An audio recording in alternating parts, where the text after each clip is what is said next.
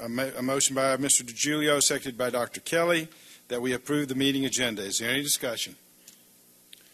Hearing none, we'll call the question. The question's on approval of the meeting agenda. All in favor of the motion, say aye. Aye. Opposed, no. The meeting agenda is approved. The next item, is there a motion to approve the meeting minutes from the October 17th Public Facilities Authority meeting? Chairman Powell. Ms. I Rochelle. move that we approve the meeting minutes from October 17th, 2023. We have a motion by Ms. Rochelle. Is there a second? Second. Been moved by Ms. Rochelle, seconded by Ms. Mueller, that we approve the meeting minutes of the October 17th, 2023 Public Facilities Authority meeting. Is there any discussion? Hearing none, we'll call the question. The question's on approval of the meeting minutes. All in favor of the motion, say aye. Aye. Opposed, no. The meeting minutes are approved. Moving to new business, will the clerk please read the first item?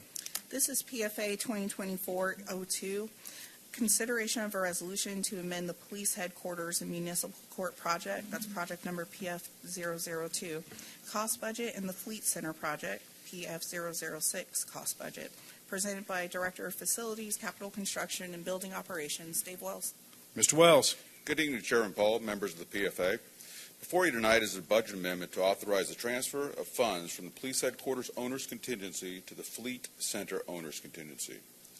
In May of last year, the Public Facilities Authority approved a contract in the amount of $45,188,432 for both the police headquarters and municipal court and fleet center projects. Within this approved budget was a total owner's contingency of $2 million. The original design of the project was for each of these facilities to be constructed on one site, under one project number PF002. After it was decided to locate the Fleet Center to a separate site, the two projects were split into two project budgets. The owner contingency was divided accordingly. $1,799,472 was allocated to the police headquarters project PF002, and $200,528 was allocated to the Fleet Center project PF006. The Fleet Center project is projected to be completed this April 2024. During the construction of the project, the contractor found $230,000 worth of unsuitable soils, along with a scheduling issue with the fuel system installer. To keep the project on schedule, the installation of the fuel canopy had to be in conjunction with the fuel tank installation at a cost of $306,000. As of February 2nd, 2024, there is a remaining balance of $1,274,986 in the owner's contingency designated for project PF002. A budget amendment is needed at this time to budget a transfer out expense in the police headquarters and municipal court project PF002 for the transfer of $574,748 to the Fleet Center project PF006. This budget amendment, coupled with the owner's contingency shift, constitutes a budget neutral event with no effect on the city's finances or project costs. Staff recommends that the chairman and members of the PFA authorize a transfer of $574,748 for the police headquarters and municipal court project owner contingency to the Fleet Center project owner contingency. You've heard the report of the Director of Facilities, Capital Construction, and Building Operations. What's the desire of the authority? Chairman Paul. Mr. Paulson. I move approval of agenda item PFA 2024-02, resolution to amend the police headquarters and municipal court project PF002 cost budget and the Fleet Center project PF006 cost budget. Have a motion by Mr. Paulson. Is there a second? Been moved by Mr. Paulson, seconded by Ms. Rochelle, that we approve agenda PFA 2024-02, a resolution amending the police headquarters and municipal court project PF002 cost budget and the Fleet Center project PF006 cost budget. Any discussion? Chairman Paul. Mr. Paulson. Dave, would you put up slide 2? That's got the numbers on it. So obviously unsuitable soils happens, right? That's the way the world works. It's the way Mother Nature works. The fuel tanks, hang on a second, Delta to cover the full cost of the fuel island. We were always planning on spending this at some point, and we just got, it was better or optimal to do it here. That's the point you're making? Yes, that's correct. Okay. So we're going to do it later. The fuel canopy is part of the fuel system. We were planning to do it at a later time. The issue was the installer and scheduling would not be able to do it before April. We delayed it. They had come back in August of this year, so that would cause a delay in all the other traits of all the undergrounding for that fuel system. So. Makes sense. That's kind of what I figured. I just wanted to kind of flesh it out. All right, and is it due to be done in April? Because I looked, they're putting brick up there. Looks like they're moving along pretty well. Substantial completion is the end of this month, and we'll be finished with it next month. Yes, sir. Thank you. That's all I have. Any other discussion? I have one quick question. Dr. Kelly? Do you know how long the sidewalk will be closed? It'll be closed to the 6th. I think it should be open. So till tomorrow? Yes, it should be open tomorrow or latest the Thursday. Nice. Thanks. Any other discussion? Hearing none, we'll call the question. The question's on agenda item PFA 2024-02, resolution amending the Police Headquarters and Municipal Court Project PF002 cost budget and the Fleet Center Project PF006 cost budget. All in favor of the motion, say aye. Aye. Opposed, no. The item is approved. Clerk will please read the next item. This is PFA 2024-03, consideration to approve and accept participation in the Georgia Power Electric Transportation Make Ready Grant Program for the Police Headquarters and Municipal Courthouse Project, also presented by Director of Facilities, Capital Construction and Building Operations, Dave Wells. Mr. Wells. Yes, the Georgia Power Make Ready program is designed for EV chargers being installed that are public facing or part of public fleet serving the good for public good. Georgia Power will design, install, own, and maintain the behind-the-meter electrical equipment up to the charger. This includes electrical panels, wires, conduit, etc. This grant is for the EV charging infrastructure for the police headquarters and courthouse project. It'll be both public safety and public-facing vehicle chargers. The program provides financial assistance up to $200,000. Staff recommends acceptance of the participation in the Georgia Power Electric Transportation Make Ready program for the new police headquarters and municipal courthouse project. All right, you've heard the report of the Director of Facilities, Capital Construction and Building Operations. What's the desire of the authority? Chairman Paul, Dr. Kelly. I'll move approval of agenda item PFA 2024-03, participation in the Georgia Power Electric Transportation Make Ready Grant Program for the Police Headquarters and Municipal Courthouse Project. We have a motion by Dr. Kelly. Is there a second? Been moved by Dr. Kelly, seconded by Ms. Rochelle, that we approve agenda PFA 2024-03, approving acceptance of participation in the Georgia Power Electric Transportation Make Ready Grant Program for the Police Headquarters and Municipal Court. Any discussion? I have one. Dr. Kelly. Did I understand correctly that you said that they would cover the maintenance, like the ongoing maintenance? The maintenance of the wiring and the transformer they got to install for it. Like in We perpetuity? manage the charger itself. Oh, okay. Oh, okay. Okay. Yeah, I was just trying to get a sense of what we'd be on the hook for versus. It's just the infrastructure for the charger. All right. Thank you. Ms. Rochelle. Will we have EV charging stations at the Fleet Center also? We will, but those are going to be a different style of EV chargers. Those are just plug and plays for our fleet cars. A little bit different than the public interface ones, where it have the different pay and displays on it and everything. Any other discussion? Mr. Wells, are these the ones we're installing at the police headquarters and public, or the court? Are they the fast chargers? They're the level 2 chargers. Level 2. They're the slower chargers. Okay. The level 2 has improved somewhat as far as amperage, Right. so it does speed it up a little bit, but these are the level 2 chargers. Okay, thank you. Any other questions? Hearing none, we'll call the question. The question's on agenda item PFA 2024-03, approving and accepting participation in the Georgia Power Electric Transportation Make Ready Grant Program for the Police Headquarters and Municipal Court Project. All in favor of the motion, say aye. Aye. Opposed, no. The item is approved. Is there a motion to adjourn the PFA? Mr. DiGiulio moves adjournment. Is there a second? Moved by Mr. DiGiulio, seconded by Mr. Paulson, that we adjourn the PFA. All in favor of the motion, say aye. Aye. Opposed, no. PFA is adjourned. Moving to the work session. The first item is the North Springs High School update. Welcome. We've been looking forward to this. Thank you for being here. Thank you, Mayor and Council, for having us. My name is Katie Gregory. I am the District 3 representative, so I share Sandy Springs with Dr. Moranci, who is in District 7. So we were just very excited to come tonight to let Mr. Maloof fill you in on all the details. But we just want to say thank you for your interest and your support in the project, and we're just excited about what this is going to bring to the North Springs community and to the building and to the programming and just for the future of what that school will hold. So we're excited to be here with you guys All right, tonight. thank you and welcome. We're glad you're here. I'm Dr. Moranci. I'm District 7, so North Springs is up the street from me. And at this time, we'll turn it over to Noah Maloof. All right, thank you. Thank you very much, Mayor Paul and council members. It's nice to be with you this evening. Some of you have seen parts of this presentation, and we've been out in the community really trying to educate everybody on what we're doing and give some timelines and things. So I think this will help us get to the point of a lot more familiarity with the project and where we're heading with it. So if you'll indulge me, I will begin our presentation.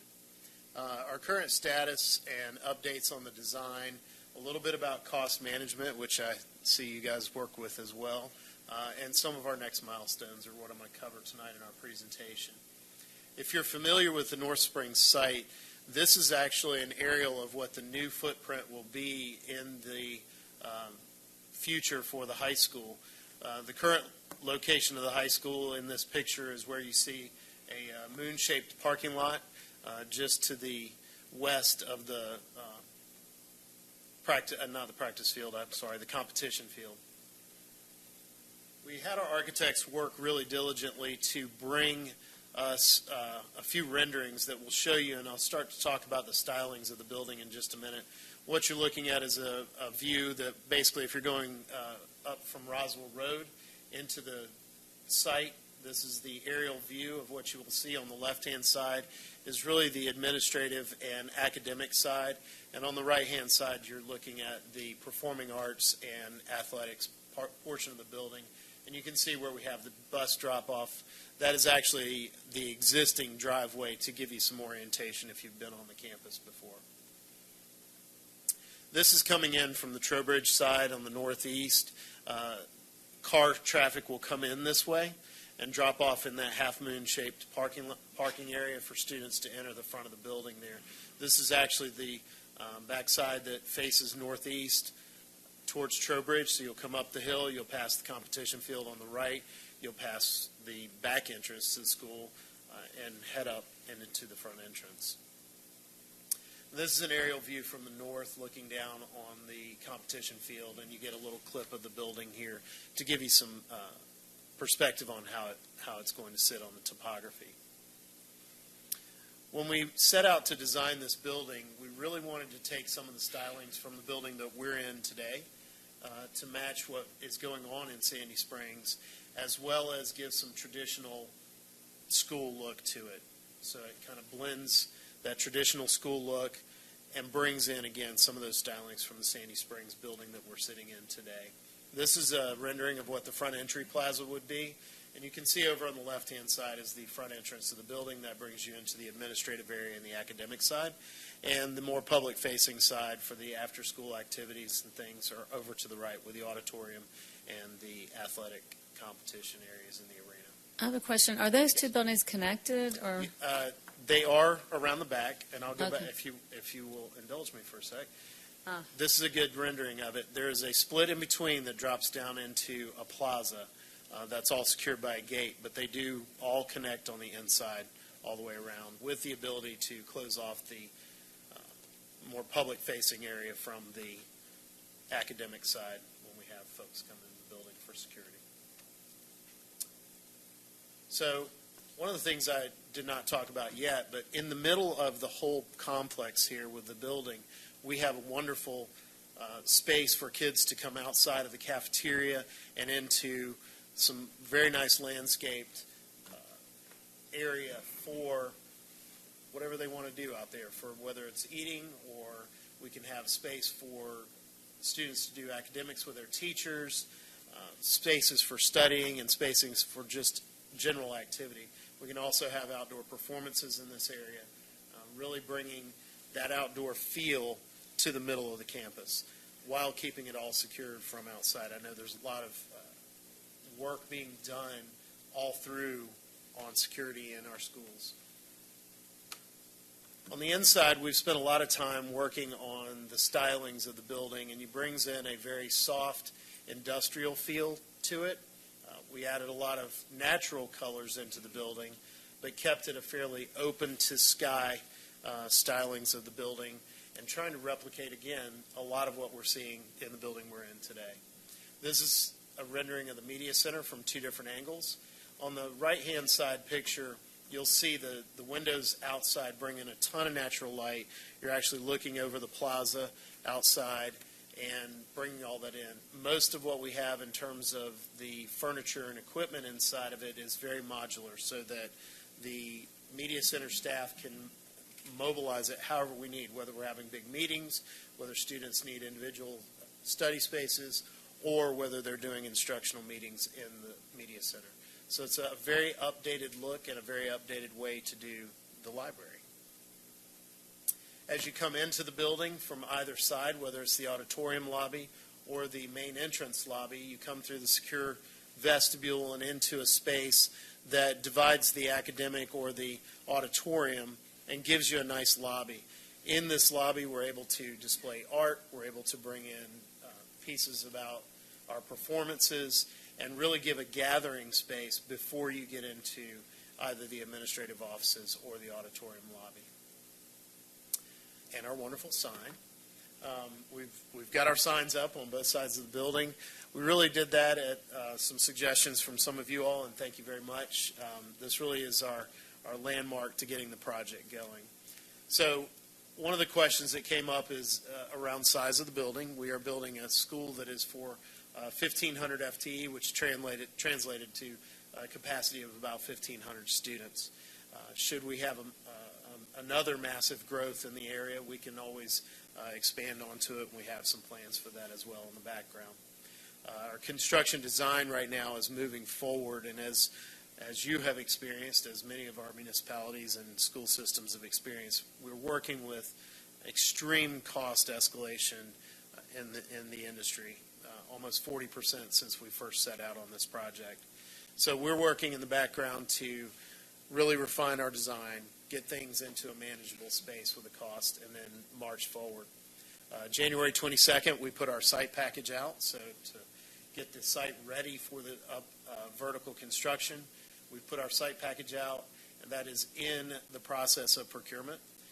Proposals were reviewed back early last week. They will begin to be continuously reviewed through March, and we should expect something to go to the board in April. That will give us a start of construction sometime in July. That'll get our bulldozers moving and dirt moving. On the site, we'll be cordoning off, if you're familiar with the area, the softball field, the competition field, and around the baseball field, which is where the new building will go. We'll do some improvements over the summer to the bus loop that goes in front of the existing school so that we can continue operation of the existing school throughout the entire project. Our building package for advertisement and procurement will go out sometime before the end of the year. We're hoping in the October to November range, once our design is ready to go out for bid. And we anticipate opening the building in August of 2027, the new high school, and then we will begin demolition and finalization of all of our athletic fields at that time. So we're excited to embark on this. It takes a long time to build a high school, especially while you're running an active campus. But we've got a good plan, and we're very excited about it. I think it's going to be a beautiful addition to the community, and I think everybody's going to be very proud of it. Thank you, Mr. Maloof. Are there any questions? Mr. DiGiulio. Sir, how are you planning on running the current campus with the new campus under construction, and are there going to be some problems in that I assume you're anticipating? Sure. And how you're going to handle that? That's a great question. Well, two things. One, I have been a principal in a building that was undergoing construction while we were active, so I have a lot of personal experience with it. One of the things that you have to do is make sure that you have clear delineation between where the construction is taking place and where campus is. And we have designed this and adapted the site so that literally we have big fences that are going to go up around the construction zone. Part of our contract with the contractor or general contractor there is all around the safety. So if they're doing anything that's going to interfere with school, we make sure that school's not going on, make sure that they're keeping their work separate, and we'll have a separate entrance into the school. Yeah, absolutely. Great question. Mr. Paulson. Thank you. And thank you very much. A long time coming. Yes. First question I had has already been answered. You're going to maintain the students in the existing building by building. There was some talk about, for some sporting events, having to move or utilize the Morgan Falls football field. I think is what they're talking about. Have you been able to figure out how to use the existing campus for sporting events, or are you going to use it? It's a good question. So we're still in the works and doing some things with Morgan Falls. Your staff has been fantastic about working with us on that. We have developed already a fall schedule that will be utilizing some of the other Fulton County schools' sites to do football games specifically. We have a schedule that we're working with Sandy Springs Middle School to relocate some of the practices and other activities that we have, and we will be working with the city to finalize some plans on that in the coming weeks. The secondary part of it is we will still have the baseball field active. It'll be separated from the construction portion, so we will have some on-campus ability, especially in the spring, to continue on with the spring sports. The reason I asked was there was some discussion about North Springs having their football home games at Riverwood. Yeah, no, that's not. Talk that through. Yeah, we've got a good schedule going, and it's going to bounce around, and we will utilize the Riverwood campus at some points, but that is not going to be our permanent home for it. And then finally, obviously, please work with our staff, whatever we can do to help move this along. Thank you. We're excited about getting this thing started and continuing to help. Yeah. Ms. Rochelle. Thank you so much for being here. Two questions. One, the flow of the, once the school's built, of the cars coming in and out, is that going to be off of Roswell Road, Trowbridge, and Dalrymple? And I'm sure hopefully you're working with our Yes. traffic. Okay. So from the traffic plan and from conversations with city staff as well as the DOT, we will be keeping the Roswell Road entrance open. And if you look in the picture here, you can see the basically what's the existing drive going into that half-moon-shaped parking lot. That will stay there. That is separate from where we will bring buses in off of Dalrymple and where we will bring cars in off of Trowbridge. We have an amazing amount of stacking capability on site, so we don't anticipate anything with cars sticking out in the road and really impeding traffic over on Trowbridge. It'll be turn in, go in. We've got plenty of snaking, and then out and go. Great. Yeah. And once the building is complete and you start demolishing the old building, how long do you think it will take before the fields are going to be up and ready to Well, go? weather permitting, we are planning on early in 2028 having the fields completed and the demolition completed. We do not have a timeline set totally for that. Our main goal is getting the new building open.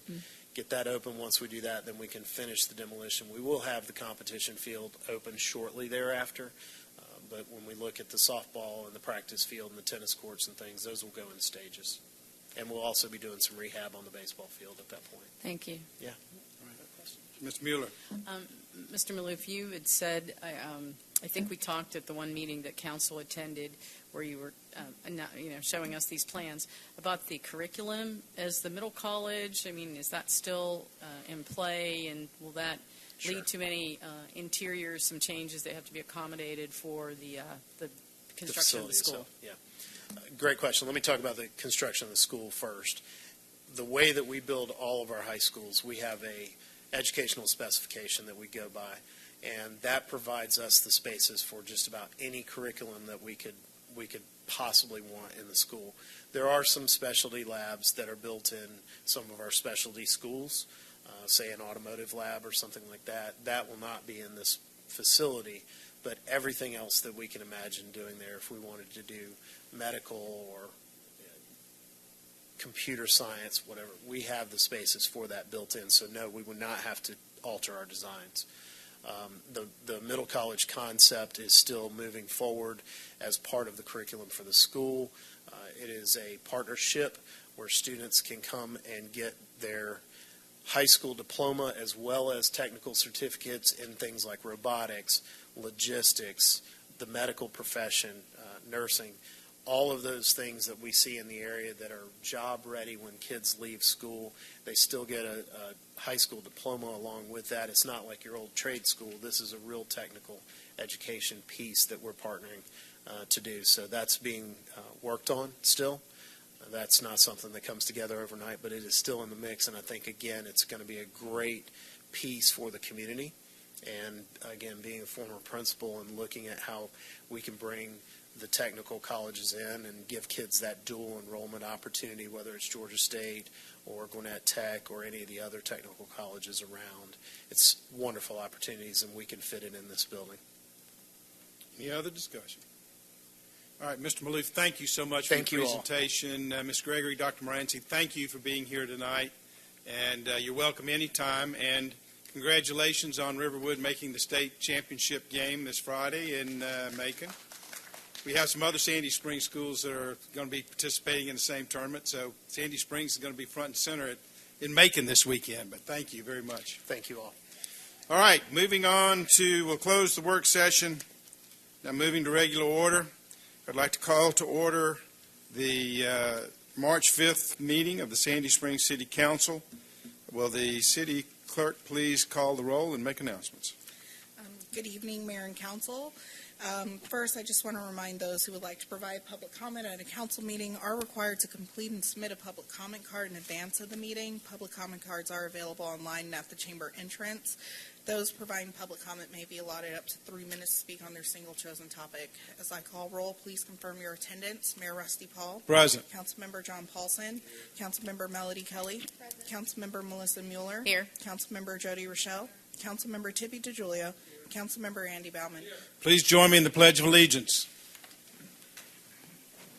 I pledge allegiance to the flag of the United States of America and to the republic for which it stands, one nation, under God, indivisible, with liberty and justice for all. Madam Clerk, do we have any public comment cards? No, I thought we'd have one this evening, Mr. Richard Wright, but I don't see him in attendance tonight. All right, well, we will close the public comment portion. Mr. Mayor, Mr. DiGiulio. I move approval of the meeting agenda for Tuesday, March 5th, 2024. We have a motion by Mr. DiGiulio. Is there a second? Second. Any discussion? Hearing none, we'll call the question. The question is on the meeting agenda. All in favor of the motion, say aye. Aye. Opposed, no. We do have the agenda. Next item is the approval of the meeting agenda. Well, we just did that. I'm sorry. I've shuffled my papers up here. I'll try and get in order. Is there a motion to approve the consent agenda? Mayor Paul. Ms. I Rochelle. move that we approve the consent agenda for March 5th, 2024. Is there a second? Second. Moved by Ms. Mueller, or Ms. Rochelle, seconded by Ms. Mueller, that we approve the consent agenda. Any discussion? Hearing none, we'll call the question. The question's on the consent agenda. All in favor of the motion, say aye. Aye. Opposed, no. The item is approved. Moving to public hearings, will the clerk please call the first item? Agenda item number 2024-049. This is ABL number 103491. Consideration of approval of an alcoholic beverage license application for Genki Prado LLC, doing business as Genki Noodle and Sushi at 5600 Roswell Road, Suite H100, Sandy Springs, Georgia 30342. The applicant is Hannah Lee Tsai for consumption on the premises, wine, malt, and distilled spirits, presented by Chief Financial Officer Tony Carlisle. Ms. Carlisle. Good evening, Mayor Paul and City Council members. This is a change of ownership for consumption on the premises of wine, malt, and distilled spirits. Genki Prado LLC, DBA Genki Noodles and Sushi, 5600 Roswell Road, Suite H100, Sandy Springs, Georgia 30342. The applicant, Hannah Lee Tsai, has met all requirements, and staff recommends approval. You've heard the report of the Chief Financial Officer. Have we received any public comment cards? We have not. All right, we'll close the public comment period. Is there a motion? Mayor Paul, Mr. I Baumann. move adoption of agenda item 2024-049, alcoholic beverage license for Genki Prado LLC. I have a motion by Mr. Baumann. Is there a second?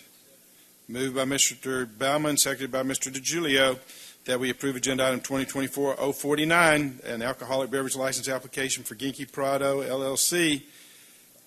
Is there any discussion?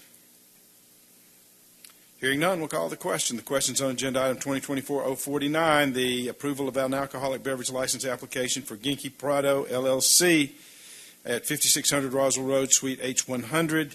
The applicant is Hannah Lee C. for consumption on the premises of wine, malt, and distilled spirits. All in favor of the motion, say aye. Aye. Opposed, no. The item is approved. The clerk will please read the next item. Agenda item number 2024-050. This is ABL number 104910. Consideration of approval of an alcoholic beverage license application for Amon 2015 LLC doing business as Northridge Bottle Shop at 8333 Roswell Road, Sandy Springs, Georgia 30350. The applicant is Amisha Patel for retail packaged wine, malt, and distilled spirits, presented by CFO Tony Carlisle. Ms. Carlisle. This is another change of ownership for retail package of wine, malt, and distilled spirits.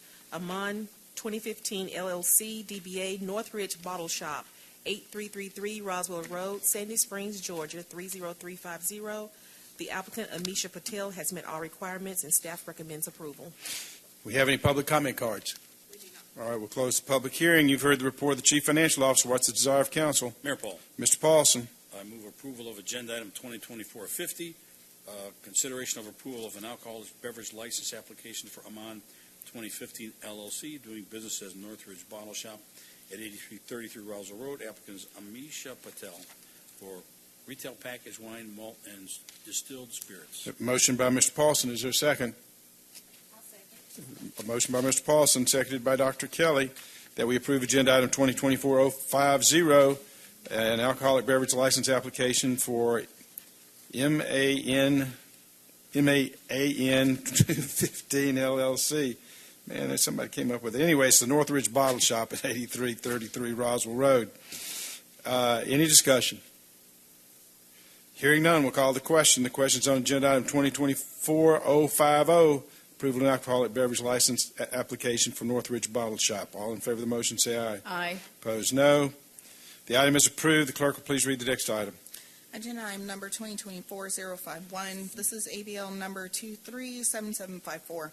Consideration of approval of an alcoholic beverage license application for Anja Bar and Lounge LLC, doing business as Anja Bar and Lounge at 8290 Roswell Road, Suite 500B, Sandy Springs, Georgia 30350. The applicant is Joshua Jones for consumption on the premises, wine, malt, and distilled spirits, presented by Chief Financial Officer Tony Carlisle. Ms. Carlisle. This is a new application for consumption on the premises of wine, malt beverage, and distilled spirits. Anja Bar and Lounge LLC, DBA Anja Bar and Lounge, 8290 Roswell Road, Suite 500B, Sandy Springs, Georgia 30350. The applicant, Joshua Jones, has met all requirements, and staff recommends approval. Have we received any public comment cards? No. All right, we'll close the public hearing. You've heard the report of the Chief Financial Officer. What's the desire of council? Mayor Paul, Dr. Kelly. I move approval of agenda item 2024-051, approval of an alcoholic beverage license application for Anja Bar and Lounge LLC, doing business as Anja Bar and Lounge at 8290 Roswell Road, Suite 500B, Sandy Springs, Georgia. I think that's it. Got a motion by Dr. Kelly. Is there a second? Second. Motion by Dr. Kelly, seconded by Mr. Paulson, that we approve agenda item 2024-051, an alcoholic beverage license application for Anja Bar and Lounge at 8290 Roswell Road, Suite 500B, Sandy Springs. All in favor of the motion, say aye. Aye. Opposed, no. The item is approved. The clerk will please read the next item. Agenda item number 2024-052. This is consideration to approve an economic incentive request for Newell Brands, presented by Caroline Kinchler, Economic Development Manager. Ms. Kinchler. Good evening, Mayor and Council. Before you this evening is a Tier 3 incentive request from Newell Brands. As you all know, Newell is no stranger to Sandy Springs, as they have called our city home, the home to their headquarters for several years now. Newell currently occupies 3 separate spaces across the city: their existing headquarters at Peachtree Dunwoody, a space across the street at Embassy Row, and some R&D facility space at Morgan Falls. They are looking to consolidate Embassy Row and their existing headquarters into one location. They have shortlisted 2 perimeter area locations, including 5 Concourse Parkway, better known as the Queen Building, which is the subject address of this incentive request. Newell's application meets all requirements of the established economic development incentive policy. Through this move, Newell would retain 890 jobs in our community, add 165 net new jobs, make an 11-year lease commitment to the property, and spend a total of $51.2 million combined in renovation costs, furniture, fixtures, and equipment. The incentive is provided in the form of building permit and business license fee waivers. No direct payment would be made. Based on the information provided by the applicant, the approximate waiver amount is $281,833.40. Staff recommends approval of the incentive request. In addition to making myself available for questions, several representatives from Newell are here this evening. Josh Schofield, Quinn Hopkins, and Steve Carlson have joined us this evening if there are any questions that I cannot answer. All right, thank you. Do we have any public comment cards? We do not. All right, we'll close the public hearing. You've heard the report of the Economic Development Manager. What's the desire of council? Mayor Paul. Ms. Rochelle. I move that we approve agenda item 2024-052, consideration to approve an economic incentive request for Newell Brands. Have a motion by Ms. Rochelle. Is there a second? Motion by Ms. Rochelle, seconded by Mr. DiGiulio, that we approve agenda item 2024-052, approval of an economic incentive request for Newell Brands. Any discussion? Ms. Rochelle. So this is a great example of how our incentive policy is aligning with our objectives. It is my sincere hope that Newell Brands chooses Sandy Springs as the location for their global headquarters relocation. And we have carefully considered the significant impact that Newell Brands has had on our community, and we believe that the attributes of Sandy Springs align perfectly with the company's needs and aspirations. And while the decision ultimately rests with Newell Brands, we want them to know that Sandy Springs is ready and enthusiastic about the possibility of being your chosen location. So, thank you. Any other discussion? Well, I just want to, I'm sorry, go ahead, Dr. Kelly. Thanks, Caroline. I had a few questions just about our sort of process, particularly after the fact. Let me ask you this. Currently, do we have a lot of businesses taking advantage of this currently at the Tier 3 level? I'm not, at the top of my head, aware of who falls under Tier 1, 2, and 3. Okay. Since the inception of the program, I think it's fewer than 20, maybe 25 companies that have taken advantage of this program. Do we have a process by which we monitor after the fact? Can you speak to that? We absolutely do. So throughout the duration of their lease agreement, or the term that abides with whatever the tier level is that they're under, we do an annual affidavit process that we're actually in the middle of right now with those that currently are participants of this program. So we simply send them the agreement that they have signed, the details of that agreement, ensure that they're still there, still operating in business, that they meet the job threshold, the wage threshold, to make sure that they're still in compliance. Okay. So then in that process, do we have a way of being able to get a sense of whether we're getting, our money's worth, so to speak, or how do we look at that, or a return on this type of investment? Is there even a way? In the economic development circles, is there a way of? So there can be very in-depth fiscal impact analyses of different types of incentives. We do this for the Development Authority, and generally the value of a development authority abatement is much higher than the amounts that we waive in this type of program. And so in all of both the development authority and this program, these are considered but-for incentives, that this project would not happen, would not locate here, the expansion wouldn't happen, but for these incentives. And another way to think about it is that the city would not realize any revenue whatsoever if the project does not happen at all. So by waiving a little bit of fees up front, we realize the economic benefit over the long term and end up realizing much more than what we have waived. But there's not necessarily a way to measure that, per se, that economic impact over time. We get a better sense So of there that. there are rough numbers out there that Okay. say, for every one job created in Sandy Springs, you're going to see that dollar turnover X number of times. That is an expensive report to run. We are glad to do it, but it is not something that we do to that level of detail. But we can do some rough estimates for the different projects that we've had for this one as well, if you're interested. Let me help a little bit with this, if I can.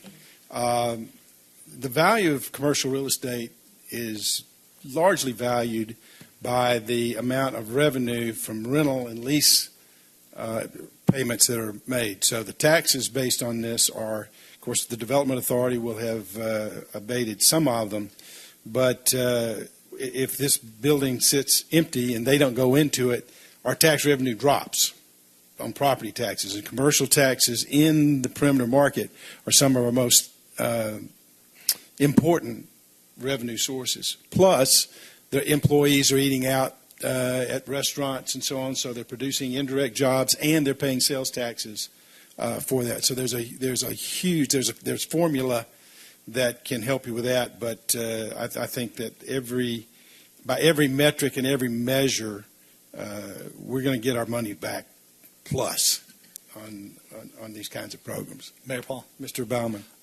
Thank you, Caroline. Welcome, folks from Newell. I want to echo what was said previously. We are open for business, and we don't often see retention as a tool. But let me ask you a question. We didn't have to do anything. This fits within the four corners of an existing policy that has been adopted years ago, that's been tinkered with and modified. I mean, this fit within the four corners of that policy? It absolutely did. So I think you all may have a copy of that policy in front of you, but it is both for retention and or expansion. I mean, so we've established the rules of the road. Yes. The ground. This was not fitting a policy to a request. Not at all. The request came within the policy. And to be very clear, it's based on, is it not based on the increased, the incremental increase? There are several thresholds that they have to meet, and they're all and, it's not or. So they Okay. have to meet a number of net new jobs. Those net new jobs have to have an average wage threshold. They have to spend X number of dollars, and they have to commit for X number This of wasn't years. just going back on their past laurels and No, that they've these come are here. This is all new. an enhanced program, and we are absolutely open for business. I mean, if we didn't want to do this, we shouldn't have the policy, and we have the policy. So, I mean, I understand what they're doing, but I also hope you all stay here in Sandy Springs, please. Thank you. I see. Let the record reflect they nodded. Any other? Mr. DiGiulio.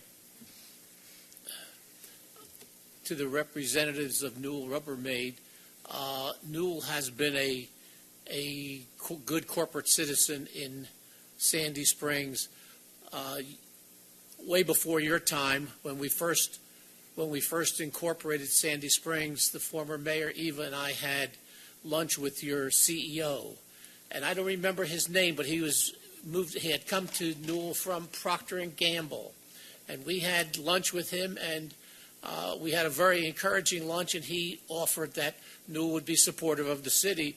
So based upon that, a couple of days later, I called him up, and I asked him for garbage cans for the city. And Newell was kind enough at that time to generate and to donate about $300,000 worth of these round garbage cans you see around the city right now, and they still have the tags on them that say compliments of Newell Rubbermaid. And so they have been a good corporate citizen to Sandy Springs, and we look forward to having them here and maybe maybe being a good corporate citizen again. But welcome back, and we hope you're very prosperous here in Sandy Springs. Thank you. Any other? Well, I've had a lot of interaction with Newell Rubbermaid during my tenure as mayor. They've been great citizens. They left for a while for some outpost in the Northeast called Hoboken. I'm not sure what part of the world that's in, but it's definitely not here. And we're delighted when you came back. We're delighted that you're looking to stay. An 11-year lease is quite a commitment to our community, and we are very delighted that you're willing to stay here and continue to be that kind of partner that Mr. DiGiulio described. So if there's no other discussion, we'll call the question to get it done. You've heard the report of the Economic Development Manager. What's the desire of council? Oh, we've got the motion. I'm sorry. I'm getting ahead of myself. I've got waxed too eloquent for my own good. All in favor of the motion, say aye. Aye. Opposed, no. The item is approved. Welcome home. Moving on to new business, will the clerk please read the first item? Agenda item number 2024-053. This is consideration of a resolution appointing members to the Sandy Springs Planning Commission, presented by Mayor Rusty Paul. All right, we have two members of the Planning Commission who have served, one a full term, another a partial term. Robin Conklin is completing a partial term. Karen Trolovich has completed one term, and I'm reappointing both these individuals to a full 4-year term. They are currently members of the Planning Commission. I think you know them. You've had a lot of interaction with them in their role as members of the Planning Commission, as well as their high level of involvement in the community.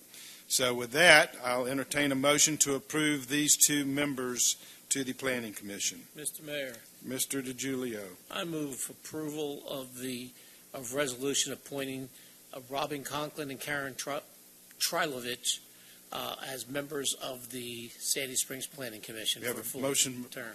motion by Mr. DiGiulio. Is there a second? Been moved by Mr. DiGiulio, seconded by Ms. Rochelle, that we approve a resolution appointing members to the Sandy Springs Planning Commission. Any discussion? Hearing none, we'll call the question. The question's on agenda item 2024-053, a resolution appointing members to the Sandy Springs Planning Commission. All in favor of the motion, say aye. Aye. Opposed, no. The item is approved. Clerk will please read the next item. Agenda item number 2024-054. This is consideration of a resolution appointing a member to the Fulton County Perimeter Improvement District Board of Directors, presented by Mayor Rusty Paul. As you all know, we have a position on the PCID Board of Directors, and Mr.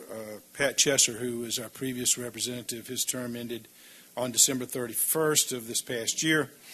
I gave a lot of consideration about how I wanted to move forward with that. It's a rather complicated process, and it involves you have to have some membership in the PCID district, like owning property. We worked with one of our property owners over there to agree to appoint Mr. John Paulson, our Mayor Pro Tem, to help to facilitate that appointment, and he's doing that. So having gotten that permission, I am asking you to appoint Mr. Paulson. Mr. Paulson's currently a member of the Development Authority. If we approve him of that, then he will no longer be a member of the Development Authority. And but since I can't presume council action, we will fill that position. If you agree with Mr. Paulson's appointment, we will fill that position at the next council meeting. So with that, I'll entertain a motion. Mr. DiGiulio. I move approval of Resolution 2024-054, appointing John Paulson as a representative of Sandy Springs for the Fulton County Perimeter Improvement District Board of Directors. We have a motion by Mr. DiGiulio. Is there a second? I'll second it. It's a motion by Mr. DiGiulio, seconded by Mr. Baumann, that we approve a resolution appointing a member to the Fulton County Perimeter Improvement District Board of Directors. Any discussion? Mayor Paul, Mr. Baumann. Just point of parliamentary inquiry. John, are you going to recuse on this? Does he recuse on this? I don't know. Vote for myself. Well, I mean, you may not want to vote for yourself, so to avoid that, it's just a question of not. I don't Okay. see a reason why. I'll post the question to the city attorney. Okay. I won't vote against it. How's that? Does that help? All right. Thank you, Mayor. It's not a paid position. There's no remuneration for this, so there's no financial aspect involved. Any other discussion? Yeah, I Mr. have a DiGiulio. question. In order to serve on the board of directors of the Perimeter Improvement District there, you have to be a property owner. And I know the property owner who he's going to be representing is Sonny Parks, who owns a piece of the property right there at where the Costco is. So technically, maybe this is a better question for the city attorney. Technically, who's our representative? Is it John or is it Sonny Parks? And then John is Sonny's representative. I'm not quite sure It's how complex. that works. It is complex, Tibby, and I'll let the city attorney carry us through it because you have to be an elector is the term in the PCID, and Mr. Park is an elector and has not exercised his election privileges. And I'll let Mr. The way the legislation was written, it was to allow us to spread it out a little bit because many of the PCIDs around the state or the CIDs around the state are limited. And so this anomaly, which you won't find in many other board establishments, allows for the property owner to proxy his position to the local appointing body, which is, in this case, City of Sandy Springs, for that appointment. So Councilman Paulson would be the representative. Their bylaws state that the city has a representative on their board. Well, I knew that. But their process for doing that doesn't, unless we own property over there, doesn't give us the ability to do that. So there's a conflict in their bylaws that we're trying to maneuver through. See, I was wondering if we shouldn't, if we weren't going to be required to appoint Sonny first and then No. John be Sonny's representative. The city manager is and the city attorney both have worked through this to ensure that he is our representative, but through the auspices of Mr. Park. One other point I'd make about it is just so you realize it's not that, I want to say big a deal, but it's not that unique. Most of the property owners in the PCID are corporations. Yeah, that's right. And it's hard for a corporation who is not an elector to be appointed. So you have to have this proxy process in order to have individuals named in there that can vote. That explains it. Thank you. Mr. Baumann. So Mayor Paul, Dan, a couple questions, one of which I asked you earlier. Are they aware, is anybody, do we anticipate any objection from anybody as it relates to the rules of the road for the PCID? That's my first question. PCID is aware of the city managers talk to the. All right, and you're not aware of any potential objection to that? Okay. The second question is, and we discussed this earlier, is there, in the expected normal course of business, let's put aside for the moment the situation years ago of the litigation between the parties, is there a question when a elected representative of the city is on the board for potential conflict when they have to vote there, because it would be a voting member of the PCID board Yes. and a voting member of this body, is there a chance that those interests would somehow not be aligned in the normal course? That's a good question. There is no per se conflict. Now, bodies, and I have to answer your question, and a lot of folks aren't going to like to hear the answer, but there is no per se conflict. But there can be situations where one body, like the PCID, does not act in the interest of the city. And at that point, the PCID as a body and the city as a body may have a conflict. The individuals on the board, depending on their vote, may not. As an example, if we put Councilman Paulson in that fray we had before with PCID, he would, if he voted against the city, he'd have a conflict. If he didn't vote against the city, he wouldn't. Well, what if as a member of the city, he voted against the, I mean, yeah, it could be the other way around, too. But again, that's what we call an illegitimate conflict. They should not have had one. All the Okay. property within the Fulton PCID is in the city of Sandy Springs. And Mayor, may I ask you a question? Sure. So since we're having a discussion about this, can you spend a moment to share your objectives and what we want from, what the goals are and what the mission for, because now this has now become, this is, whether it was Pat Chester or John Paulson or anybody coming forward, this is by charter our elected representative, your appointment, but what is our charge? What is your charge, and what is our charge to this position? Well, the charge to this position is to represent the city's interest on the board of the PCID, whatever those happen to be. The PCID has one function. Their function is to build infrastructure within their district. And we've had some challenges in the past. You may remember that there was litigation the litigation we had was over the PCID's construction projects that did not comply with the regulations and the laws governing the expenditure of those funds. The reason I've asked Mr. Paulson, he's an engineer, very familiar with the rules and regulations and the process of construction. And I would like somebody on that board representing our interest who can look at those projects to make sure that those sorts of things don't happen again.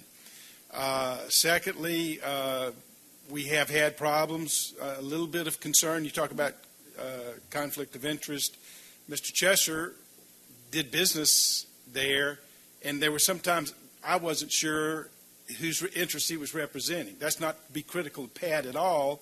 And the other thing was we expect regular reports, and we didn't get regular reports, not as regularly as I think this body had anticipated. He did come a few times and make reports, but there was no effort, in my experience, where he came to the city and said, "What is your interest in this vote that's coming?" Yeah, and I did not want to set those are the factors that lead us to where we are today. I didn't want to set you up to criticize Mr. Chester. I'm not being critical. It was that's just kind of the way. And John's reporting will be like Pat's was. He'll come up to whether from I don't care where it is, but he'll report to us in public like Pat did. And this is a situation where he knows clearly what our intent is in the utilization of those taxpayer dollars that they're spending. Those are tax dollars that are being expended by the PCID. It's under a special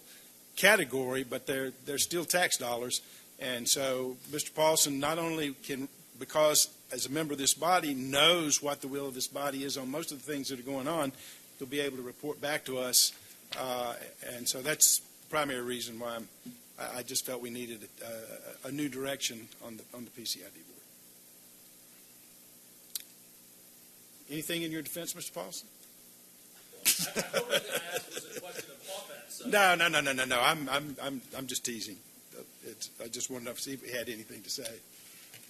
I don't. I appreciate it, and I will do, as I always do, the best I can to make sure the city's interests are served. Fair enough? Yep. That's all we ask. All right. Any other discussion? All right. Hearing none, we'll call the question. The question's on agenda item 2024-054, a resolution appointing a member to the Fulton County Perimeter Improvement District Board of Directors. All in favor of the motion say aye. Aye. Opposed, no. The item is approved. The clerk will please read the next item. Agenda item number 2024-055, consideration to approve 5 contract awards for FY24 on-call tree removal and to authorize the city manager to execute the contracts. This is presented by Public Works Director Marty Martin. Mr. Martin. Mayor and Council, good evening. Tonight, we recommend to you an award of contracts for the FY24 on-call tree removal services to the 5 contractors I'll name now: Arborserve Incorporated, Boutte Tree, Gunnison Tree Services, Richmond Tree Experts, and Sesmas Tree Services. A little background to the award recommendation tonight. The city currently has 2 on-call tree contractors under contract for removal of trees during both normal business hours as well as in support of after-hours emergencies. We've noted for some time a desire to increase the depth of the bench in emergency tree removal services, particularly given that fairly small contingent we have available to us. With that purpose in mind, the city issued an invitation to bid on November 8, 2023. The city hosted a non-mandatory pre-proposal meeting on November 27th of last year, and the procurement process closed with bids received on December 20th, 2023. The city received bids from 12 firms. Those 5 named in the award recommendation were among those 12 bids received. The pricing provided by those contractors reflects the sum of anticipated tree services by each independent unit cost. Pursuant to the terms of the solicitation, the term of the contract is for 5 performance years, 1 base year, and then 4 one-year renewal options. With that, staff recommends to you that the 5 lowest bidders, responsive and responsible bidders, ArborServe, Boutte, Gunnison, Richmond, and Sesmas, be selected for this FY24 on-call tree removal services and be awarded those contracts. There are sufficient funds within the Public Works Contractual Services tree removal account to award these contracts. All right, you've heard the report of the Public Works Director. What's the desire of council? Mr. Paulson. Move approval of agenda item 2024-055, approve 5 contract awards for fiscal 2024 on-call tree removal, and to authorize city manager to execute same. Have a motion by Mr. Paulson. Is there a second? Second. Moved by Mr. Paulson, seconded by Dr. Kelly, that we approve agenda item 2024-055, a contract to 5 contract awards for FY24 on on-call tree service removal and authorizing city manager to execute the same. Any discussion? Mr. Paulson. So, thank you, Marty. 2 questions. One, who's currently doing this? Right. 2 contractors are in place, and there are 2 of the 5 that are the low bidders in this case. So our they're primary, included in the 5 going yes, forward? so the one that's done the lion's share of the work for us for the past few years, to include portion of the recovery after Hurricane Zeta a few years ago, is Richmond Trees. They've done great work for us. No laments about the quality of work they've done. We've just been concerned for a while about the number of contractors available to us. So the other being Gunnison, who is not quite as available, but they also do a good bit of work with Georgia Power, so that we see them in Sandy Springs quite a bit. So second question then is, you're expanding this from 2 to 5 because on occasion you've had trouble getting somebody out for a project, and so this gives you a wider base to pull from if we have a bunch of emergencies? Specifically to the emergencies, yes, sir. It gives us the flexibility to draw in more contractors should we need that additional support. Speaking back to Hurricane Zeta, for instance, we rode on the backs of Richmond Tree throughout that storm recovery, and then the extra help, the big help that came along with that is we relied on Blunt Construction, who's really under contract with us to do roadway repair, to show up with chainsaws and trucks, et cetera, to get the roadways cleared once Georgia Power had cleared the area. So we kind of used the capabilities and the flexibility of Blunt to help us out there. We would like to have had more tree contractors available even in that emergency from a few years ago. Any other discussion? Hearing none, we'll call the question. The question's on agenda item 2024-055, approving 5 contract awards for FY24 on-call tree removal and authorizing city manager to execute the contracts. All in favor of the motion say aye. Aye. Opposed, no. The item is approved. The clerk will please read the next item. Agenda item number 2024-056, consideration to authorize the city attorney to prosecute the condemnation and seizure of certain property located at 4804 Kitty Hawk Drive, Sandy Springs, Fulton County, Georgia, pursuant to Section 34 through 48 of the City of Sandy Springs Code of Ordinances and OCGA Section 4127, presented by City Attorney Danley. Mr. Lee. Mayor Council, this is a presentation to request of you that which I know you do not like to do, but staff and I present to you that it is necessary to protect the community. Back in June, the police department, after conducting what I can only say is one of the most thorough investigations I've ever reviewed, gained a search warrant of a residence at Kitty Hawk, 4804 Kitty Hawk Drive, where a factory of growing marijuana and producing marijuana and THC devices was discovered. Over 135 pounds of marijuana, all kinds of derivatives of THC, and it was apparent that the house had been in operation for some time. There were 2 arrests made at the time, and several others have been made since then, given the help of the federal partners used by Sandy Springs PD.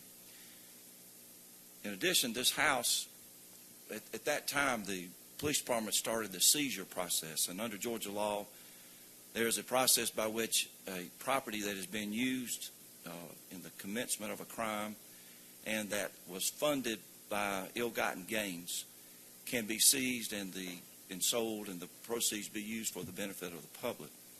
That process has begun. Again, due to the hard work of the PD.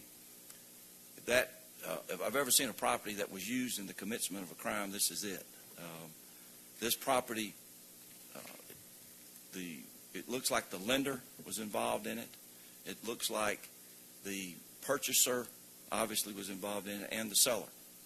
And the seizure, if it occurs, and there's been no defensive pleading filed to that seizure, would be sold, and the proceeds 90% to the city, 10% to the county. In the inventory of this building, the PD called in the building inspector. This house had been retrofitted. All the wiring had been changed. There were many gallons, many hundreds of pounds of fertilizer was being stored on the property at a great fire hazard. The entire ventilation system had been removed, and they had installed the devices that would help take care of the smell of it so that other processes couldn't be used to discover the marijuana in the building. But in doing so, it has allowed black mold to overtake the property. The building inspector immediately exercised his authority and issued a temporary condemnation certificate which would prevent anyone from going into the property. Since the place has been seized and sealed, and the city hired a contractor to seal it, it's been broken into twice. Under the review of the building official, he believes that the property is so dangerous that it runs a risk of vagrants getting in there and contracting something from the black mold. The city's ordinances, the clicker's not working. The city ordinances allow that if it is determined by the building official that the property presents a danger to the community, it can be demolished if the cost to remediate the problem is $1 more than half of the value of the property. One interesting issue here in doing that calculation is that the property across the street from this and 2 doors down has been recently purchased and demolished for new houses to be built upon it. In the appraisal of this property, the house has no value. If you could live in it, it would have no value. So under the formulas of our ordinance and the state law, this house meets the standard that is allowed. In addition to that, because of the significant modifications of the electrical system, it presents a fire hazard. Because the electrical system has been revamped, in order to replace it, you'd have to redo the whole house. The abandoned interior and exterior have left the property in such a state that remediation is impossible. The structural integrity has been compromised due to the drug manufacturing retrofit of the property. And the clicker won't go forward. You can see the damage to the structure. It won't go forward. There it is. Some of the pillars are at risk for falling in. we believe that the only way to prevent injury to the community is to demolish the house. At some point, the property will become the property of Fulton County and the city of Sandy Springs and be sold. And all we're asking for tonight is the permission to file this condemnation that will allow for the demolition of the property. The proceeds from the sale of the seizure will more than pay for the demolition of the property and the cost to prosecute it. All right, you've heard the report of the city attorney. What's the desire of council? Mayor Paul. Mr. Baumann. I move adoption of agenda item 2024-056, condemnation, consideration of the condemnation and authorization to the city attorney for the condemnation and seizure of 4804 Kitty Hawk Drive in Sandy Springs. Motion by Mr. Baumann. Is there a second?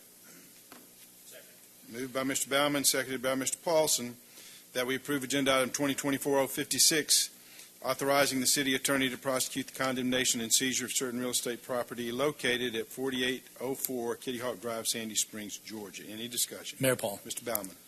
All right, Dan, thank you for the presentation. I know we've been working closely on this. This is in District 6. So you did say something I think that's important. Said a lot of things that were important, but one that sort of stuck out is that the criminal activity was not incidental but integral to the use and occupancy of this house. This was not, a rogue family member, running a pot growing out of the closet in their bedroom. This was what this house was used for. And you mentioned that the lender, owner, and everybody was allegedly involved. It is evident and uncontested that the house was purchased with Mexican cartel drug money for the purpose that was discovered by our police department, and that is to grow and manufacture not just marijuana but THC products to be sold.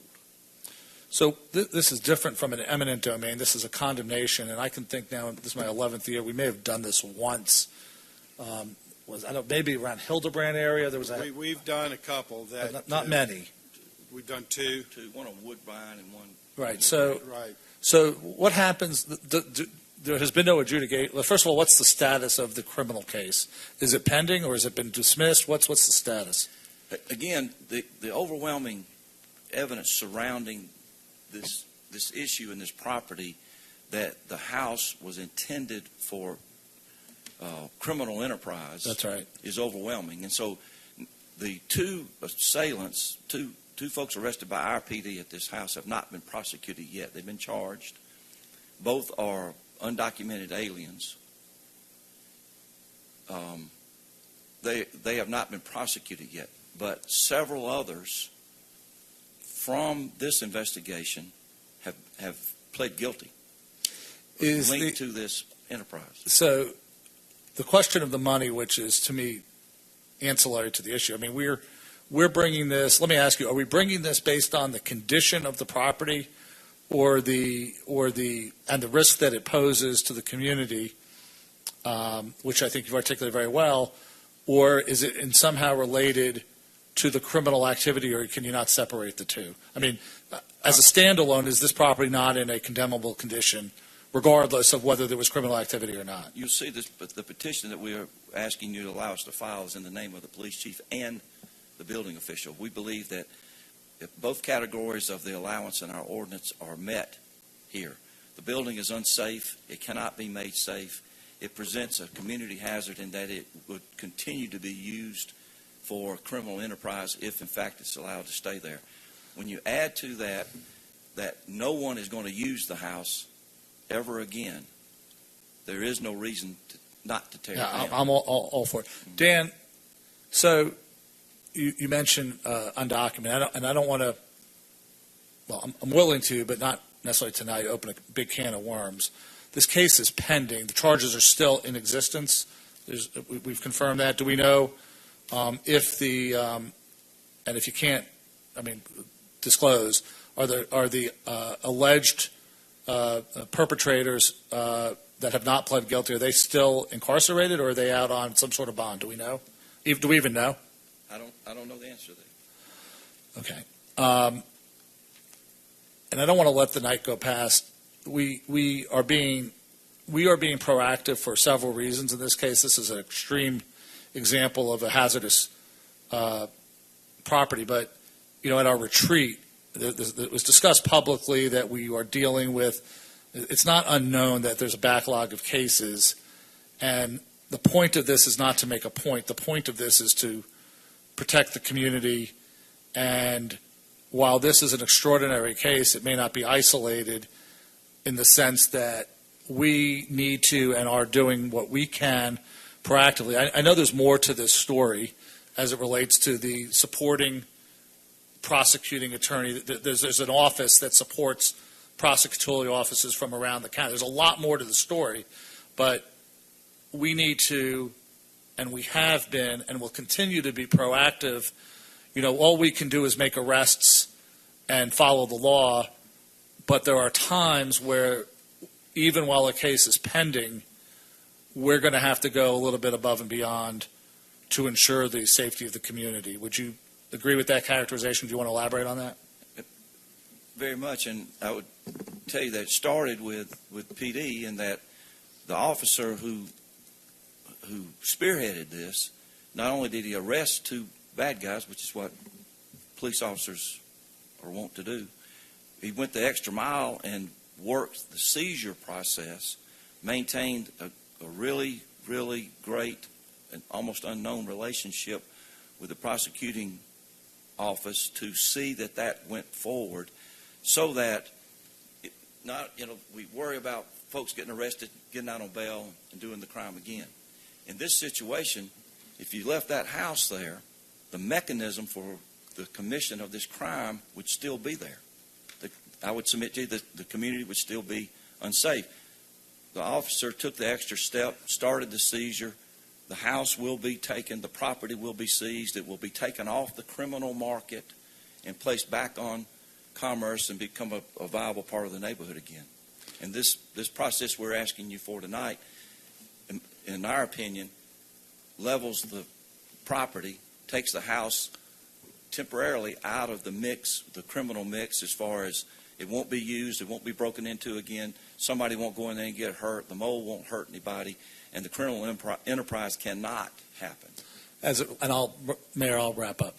As it relates to pending criminal cases, we have a vested interest in disposition of those cases, and it seems that our role right now is a little heightened. I mean, it's well known that there's a backlog of cases at the Fulton County District Attorney's Office. I don't want to have off the top statistics, but please continue to see how we can be proactive in the most dire of these cases, whether it has to do with condemnations or other methods to protect the community. Because what we don't know often is what happens to these cases, and I think it's well known we have homicides that are outstanding, and we have the most violent felonies that remain outstanding, and this is just an example of where we can actually do something.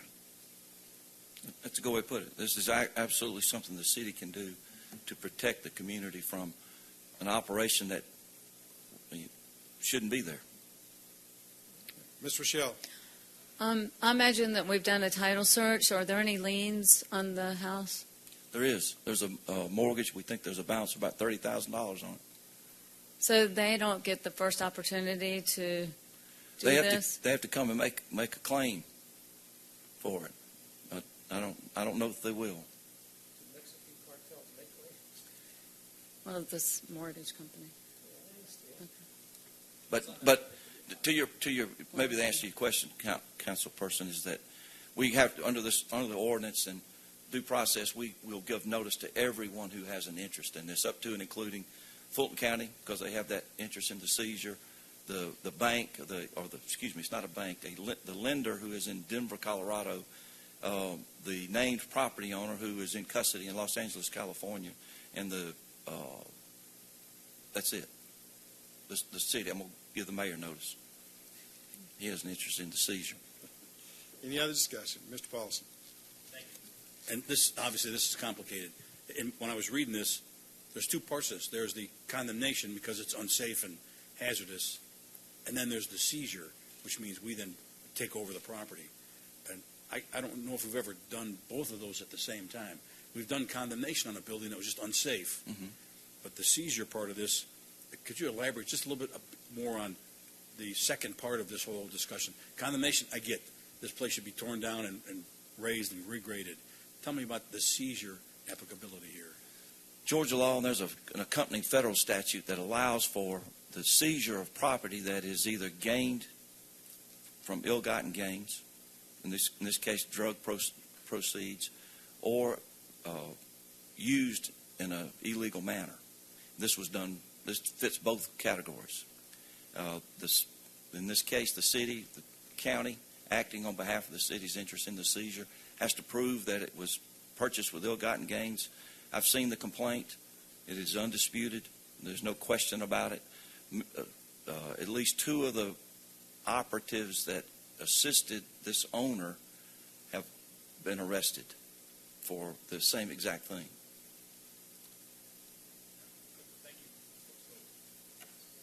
Any other discussion? Questions? Hearing none, we'll call the question. The question's on agenda item 2024-056, authorizing the city attorney to prosecute the condemnation and seizure of certain real property located at 4804 Kitty Hawk Drive, Sandy Springs, Georgia. All in favor of the motion say aye. Aye. Opposed, no. The item is approved. Moving on to reports.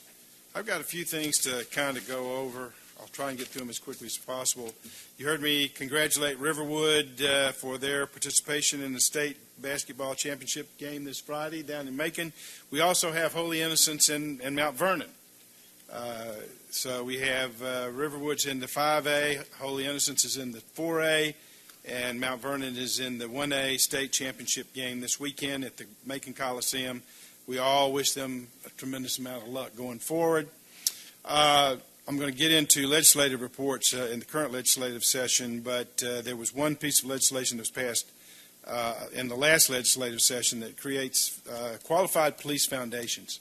And Sandy Springs has set up that foundation.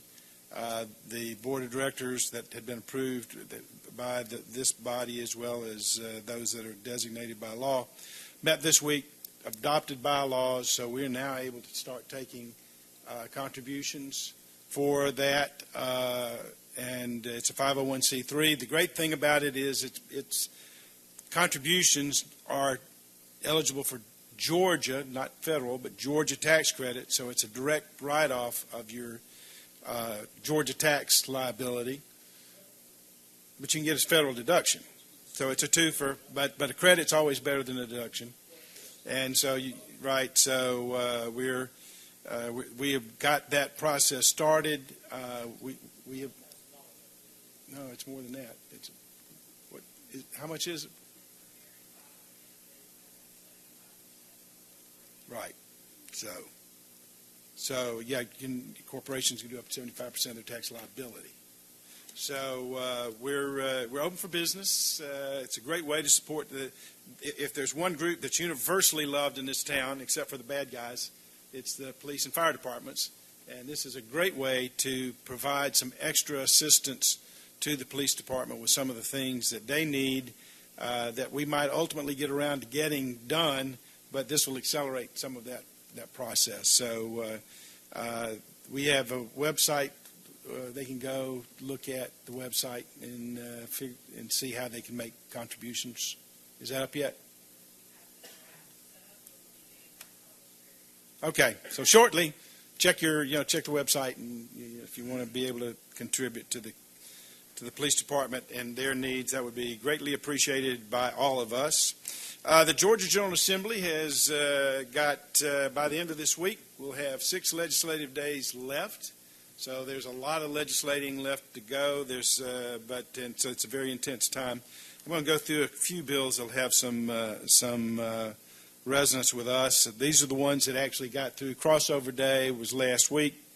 That's the day when the bill it must pass its House of Origin to be considered a law. This year I won't get into the arcane aspect of zombie bills, but there'll be some zombies walking around down at the Capitol too. But anyway, HB 514 has been hanging around for a while. It came back. It basically limits the length of time that a local jurisdiction can issue a zoning or building moratorium.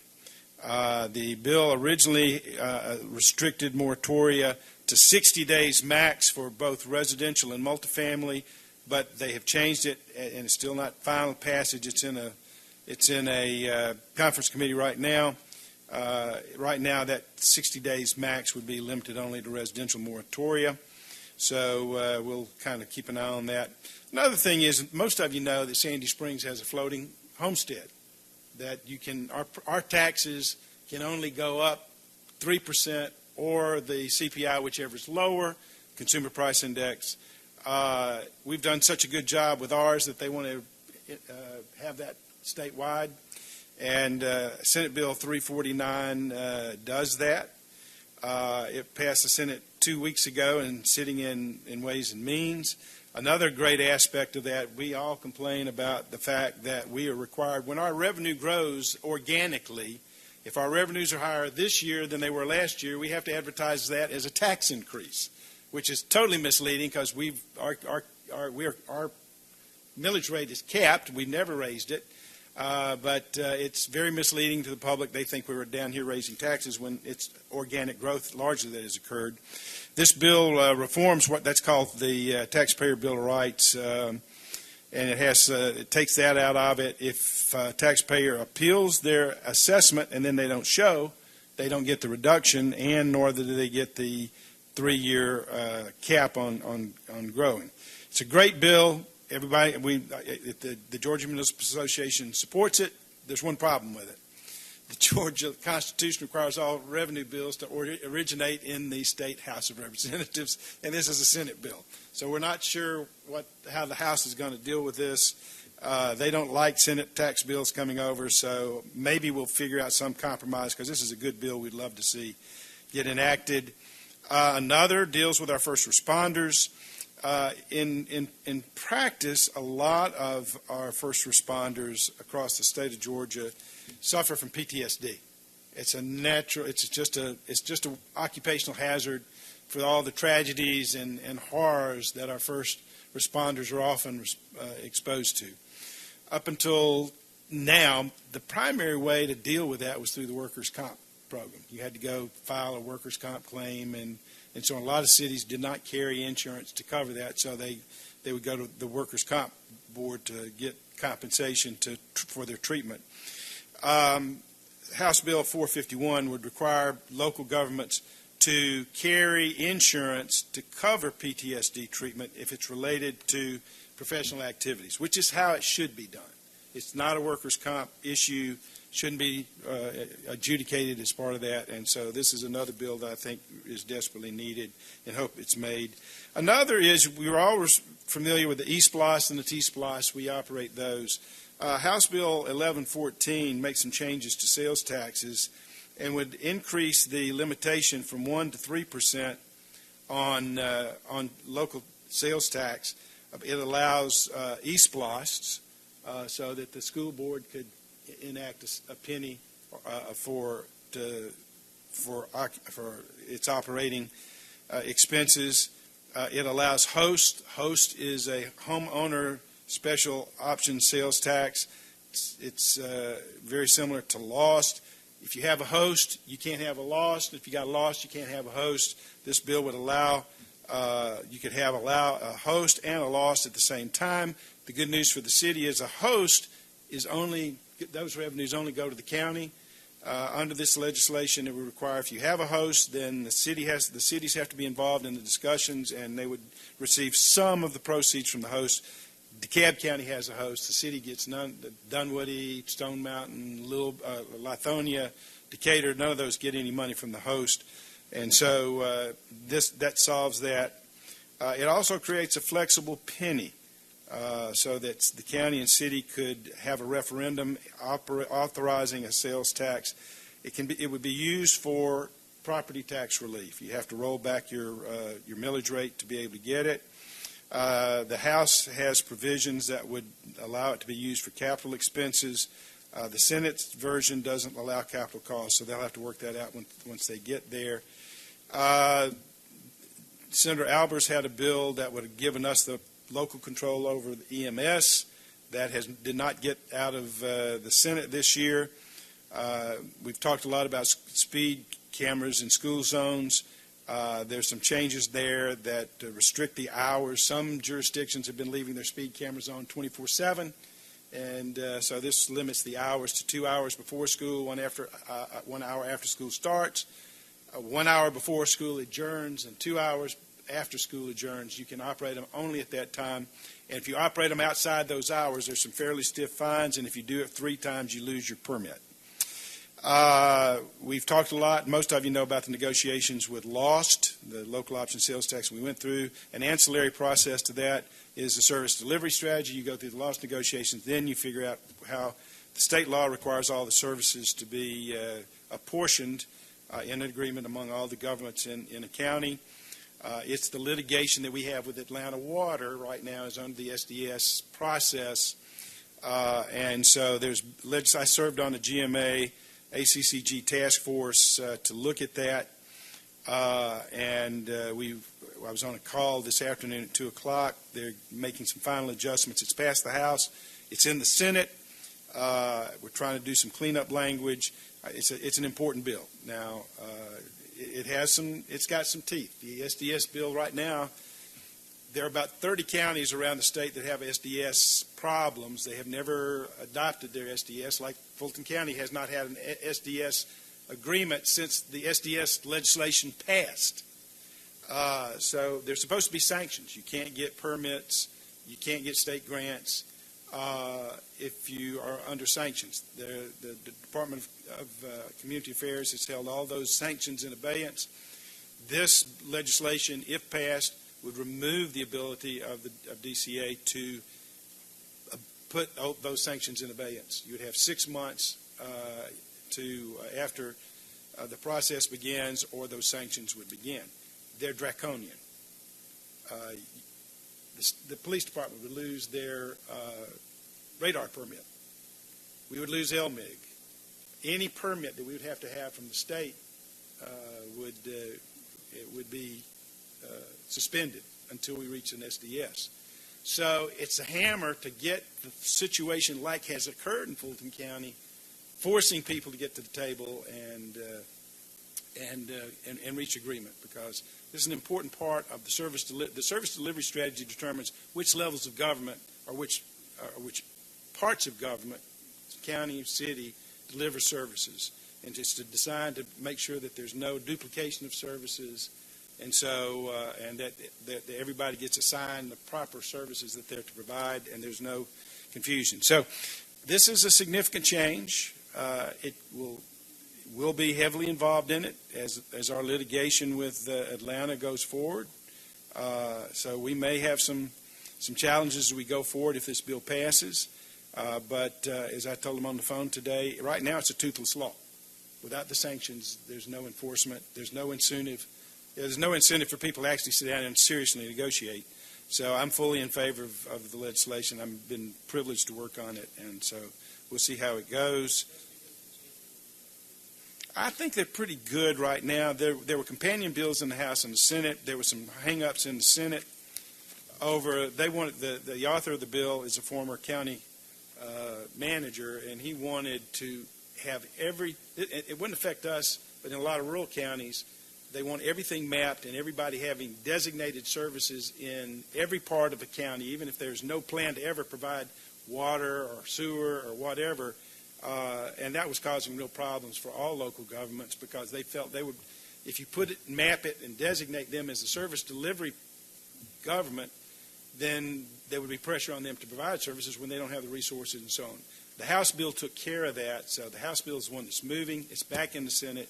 It's going to the State and Local Government Operations Committee later this week.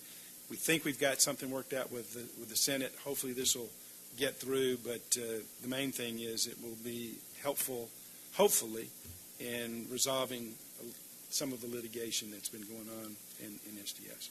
So that's, Mayor Paul? Yeah, Mr. Paulson. On this subject, there's no change anticipated in the fact that the service delivery strategies have to have a justification for how much you can charge somebody. That's unchanged. That's correct, Mr. Lee. I had Mr. Lee and Ms. Freeman look at the legislation, and he said that the right of litigating over fees is still in the bill. So, you got any comments, Mr. Lee? That was a very good summary. All right, thank you. I've worked on it for a while. I think I got this one down now, finally. All right, that's my report. Anybody else? All right, staff reports. All right, we need an executive session for the purposes of real estate and litigation. Mayor Paul, Mr. Paulson. I move that we suspend regular order and move into executive session for the purposes of real estate and litigation. We have a motion by Mr. Paulson. Is there a second? Been moved by Mr. Paulson, seconded by Mr. DiGiulio, that we suspend regular order and move into executive session. Is there any discussion? Hearing none, we'll call the question. The question's on executive session. All in favor of the motion, say aye. Aye. Opposed, no. We're in executive session. As is our normal process, there will be no further business conducted tonight. We'll conclude our executive session, return to this room, make a motion to reconvene, and then immediately we'll adjourn. Thank you very much.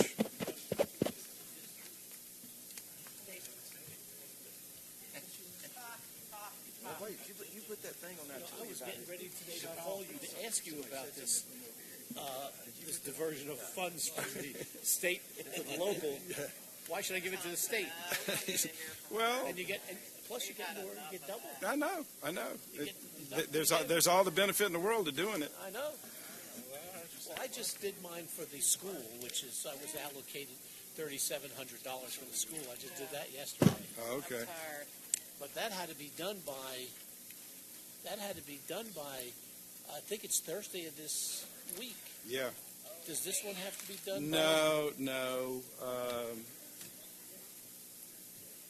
I think it just has to be done this year.